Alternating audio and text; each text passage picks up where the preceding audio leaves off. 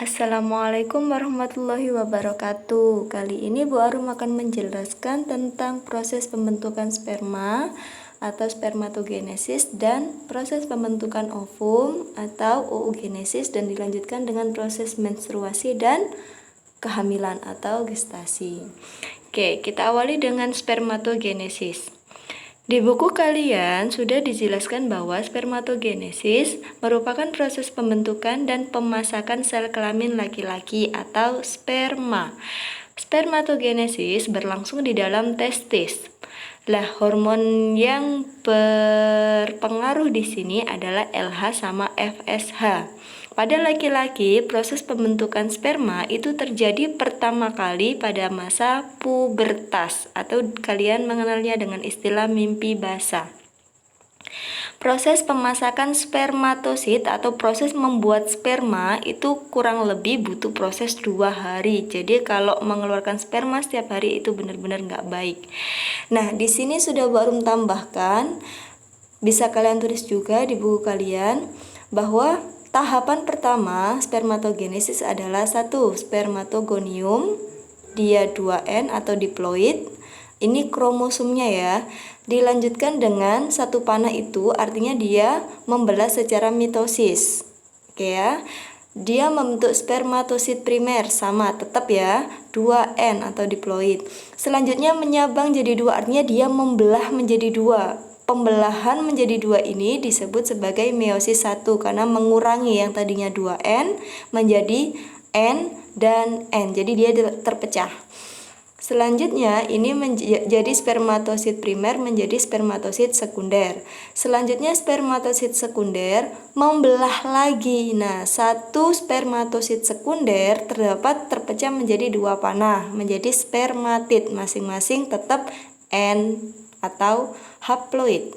Setiap spermatid akan berkembang menjadi spermatozoa. Jadi sekali spermatogenesis dari 1 spermatogonium akan membentuk 4 sperma. Ini yang menyebabkan seorang laki-laki itu bisa menghasilkan belasan juta sperma. Bahkan bisa puluhan. Jadi ini gambarnya. Nah, ini adalah si testis. Bagian gambar yang atas itu testis. Nah, ini di zoom lagi di bagian bawahnya lebih detailnya. Nah, itu ada gambar kepala dan ekor, itu adalah sperma. Nah, ini lebih jelasnya ya.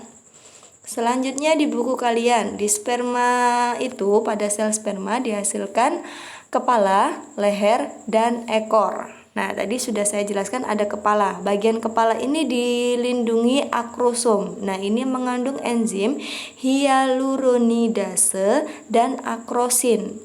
Kedua enzim ini untuk menembus lapisan pelindung sel telur. Selanjutnya bagian leher ini sebagai penghasil tenaga atau energi supaya spermanya bisa bergerak.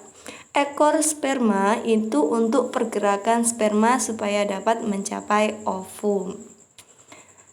Selanjutnya proses pembentukan ovum. Ini pada wanita ya, disebut oogenesis. Ovum itu adalah sel telur. Nah, ini kalau pada wanita normal itu setiap sebulan sekali akan diproduksi. Nah, ini nanti kaitannya sama menstruasi. Biasanya menstruasi kan terjadinya 1 bulan sekali. Di tengah-tengah itu nanti terjadi proses pembentukan sel telur, disebut oogenesis. Ini tahapannya. Nah, di gambar sebelah kanan itu adalah potongan gambar dari ovarium kalian. Kemarin ovarium sudah baru menjelaskan tempat pembentukan sel telur atau ovum. Ini tahapannya sudah ada di buku kalian. Sama dengan yang pada laki-laki, hormon yang bertindak untuk proses oogenesis juga FSH sama LH. Bedanya kalau laki-laki pertama kali membentuk spermatogenesis atau membentuk sperma itu kan waktu pubertas.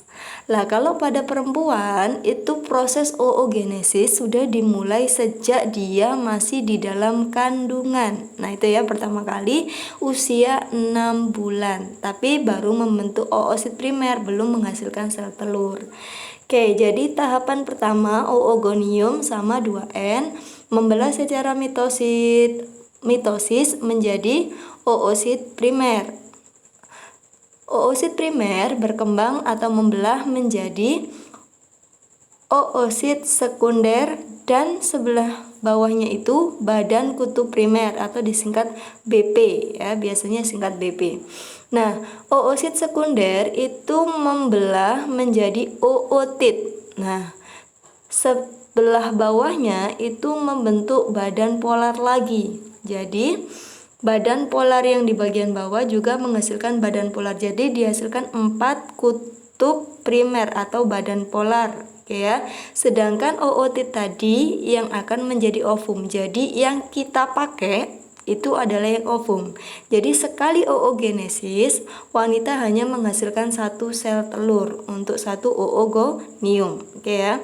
Terus badan polarnya gimana Bu atau badan kutub sekundernya? Mereka di situ dikatakan mengalami degenerasi, artinya mereka akan rusak alias mati. Oke ya, jadi ingat perbedaannya. Kalau spermatogenesis pada laki-laki itu menghasilkan 4 sperma dari 1 spermatogonium. Kalau pada perempuan itu 1 oogonium menghasilkan 1 ovum. Oke ya. Selanjutnya kita membahas tentang menstruasi atau haid. Nah, ini wanita maupun laki-laki wajib paham ya. Kalau laki-laki kan nanti juga pasti punya istri. Nah, biar nggak acuh lah, harus tahu setidaknya ya. Nah, di sini menstruasi atau haid. Ovum tidak dibuai. Jadi menstruasi itu terjadi apabila ovum atau sel telur tidak dibuai oleh sperma.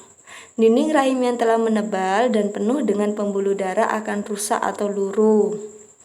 Bersama-sama dengan ovum, jaringan tersebut dikeluarkan melalui vagina. Oke ya, jadi di sini ini adalah gambaran siklus menstruasi kalian. Nah, itu ada hormon-hormon tertentu. Jadi kalau dari gambar atas, nah itu hormonnya. Bagian bawah itu proses penebalan dindingnya. Mungkin agak sedikit bingung ya. Intinya kalau gini nak. Pertama kali kalian menstruasi tanggal 1 itu ada bagian bawah keterangan menstruasi. Nah, itu berarti kan ada peluruhan darah. Jadi kalian wanita itu mengeluarkan darah waktu menstruasi, itu FSH kalian turun. Ya, hormon FSH-nya turun atau kecil tuh. Selanjutnya fase ovulasi ini setelah mens. Nah, itu kan kurang lebih 7 hari. Nah, setelah 7 hari kalian akan melakukan fase sebelum ovulasi atau bahasanya adalah proliferasi. Di sini yang berperan adalah hormon estrogen. Selanjutnya di tanggal 14 tengah-tengah itu adalah ovulasi. Ya, hormon yang paling tinggi adalah LH. Selanjutnya setelah ovulasi itu adalah tahap fase sesudah ovulasi atau di buku kalian namanya sekresi. Nah, di sini proses penebalan dinding. Nah, tadi kan dari menstruasi semakin tebal. Nah, itu namanya penebalan dinding untuk jaga-jaga apabila terjadi kehamilan. Jadi di dinding rahim wanita itu akan menebal dengan sendirinya. Kalau nggak ada sperma yang membuahi, maka dinding yang tebal tadi akan luruh menjadi darah. Kembali lagi jadi menstruasi, kurang lebihnya seperti itu. Nah, ini tahapannya sesuai di buku kalian. 1. Menstruation atau menstruasi. Nah, di situ endometrium itu nama lain dari dinding rahim kalian luruh, keluarlah darah atau bleeding. Selanjutnya proliferasi. Nah, proliferasi di sini proses penyembuhan bahasanya ya. Jadi tadi yang sudah luruh disembuhkan kembali. Selanjutnya proses ovulasi. Di situ pojok kiri ada tulisan egg. Egg itu sel telur kalian lepas. Nah, ovulasi adalah pelepasan sel telur dari ovarium. Setelah ovulasi ada luteal fase atau fase sekresi, di mana di situ endometriumnya, lihat perbedaannya. Endometrium atas dengan bawah. Endometrium yang atas tipis sedangkan yang bawah tebal. Kenapa? Penebalan pada fase Sekresi ini tujuannya untuk jaga-jaga apabila terjadi kehamilan. Oke ya, tapi kalau nanti tidak terjadi kehamilan, maka akan luruh lagi kembali ke tahap 1. Oke ya. Kita lanjutkan. Fertilisasi adalah proses peleburan antara sel sperma dan sel telur yang sudah matang. Nah, ini gambarannya. Ini waktu kalian masih di dalam janin ya. Selama kehamilan terbentuk 4 membran kehamilan, 1 kantong telur. Nah, ini masih benar-benar waktu kalian masih janin tuh ada kantong telur. Nah, ini cadangan makanan. Kalau di buku kalian disebut sebagai kuning telur ya, sama aja. Selanjutnya amnion atau ketuban untuk melindungi janin dari benturan.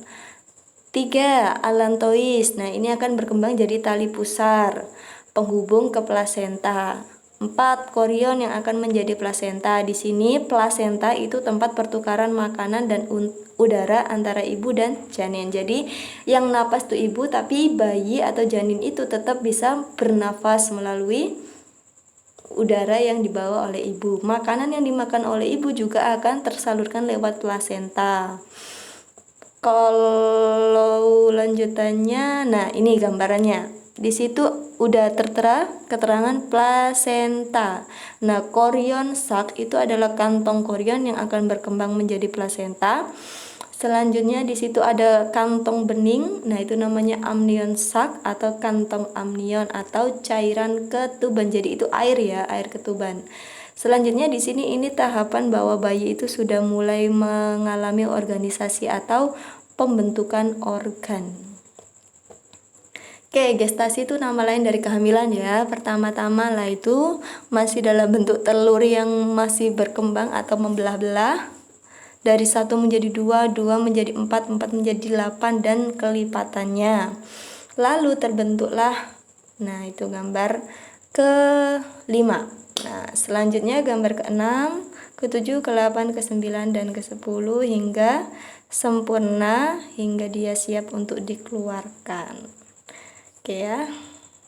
Selanjutnya, nah di sini untuk tambahan ya, mungkin nanti waktu ujian ada keluar pertanyaan berkaitan dengan alat kontrasepsi. Di sini ada kontrasepsi permanen dan non permanen. Intinya untuk mencegah kehamilan. Nah, kontrasepsi permanen itu bisa dilakukan dengan memotong saluran kelamin.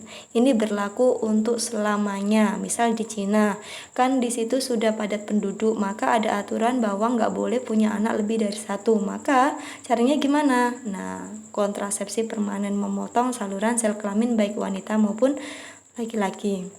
Kontrasepsi non permanen. Nah, ini dilakukan dengan alat bantu dan masa berlakunya hanya sementara.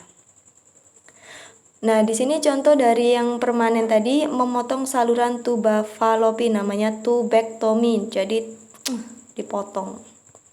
Oke ya, ini jelas nggak bisa punya anak lagi kalau sudah dipotong.